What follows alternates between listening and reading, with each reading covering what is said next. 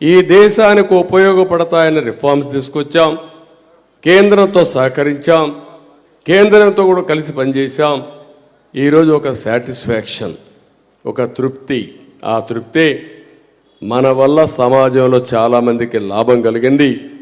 ఈ విషయం యేసు ప్రభు కూడా చెప్పాడు, సమాజ హితం కోసం పనిచేయమని చెప్పిన విషయాన్ని మరొకసారి మీ అందరికీ గుర్తు చేస్తున్నా. అందరూ మీరు కూడా ఆలోచించాలి, పాస్టర్స్ కానీ, రెవరెంట్స్ కానీ, లేకపోతే బిషప్స్ కానీ, అందరూ కూడా ఆలోచించాల్సిన అవసరం ఉంది.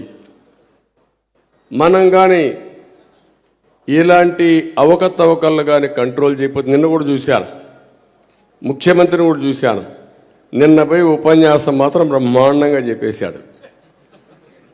బైబిల్లో ఉండేటన్నీ చదివేశాడు. అది చదివిన తర్వాత మీరందరూ ఏమనుకుంటారు, పాపం ఆయన బైబిల్ని యాజ్ ఇట్ ఈస్ ప్రాక్టీస్ చేస్తున్నాడు. వేరే మతస్థులు కూడా బైబిల్ అంటే గౌరవిస్తారు, నేను కూడా గౌరవిస్తాను. కానీ ఆయన ఆ మతంలో ఉండి ఇంకా బాగా అభ్యుందనుకుంటారు, బాగా నేర్చుకున్నాడు రాత్రింబగళ్ళు.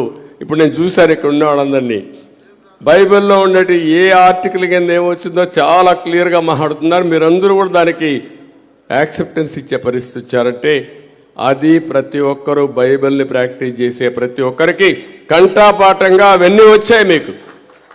అదే మరి దాన్ని తూచా తప్పకుండా అమలు చేయడం కోసం ప్రయత్నం చేస్తున్నారు. కానీ రాష్ట్రంలో ఆ పరిస్థితి లేదు. అందుకే నేను ఒక మాట అన్నాను, 100 రోజులు ఇంకా. ఈ వీడియో మీకు నచ్చినట్టయితే లైక్ చేయండి, షేర్ చేయండి, కమెంట్ చేయండి, సబ్స్క్రైబ్ చేయండి.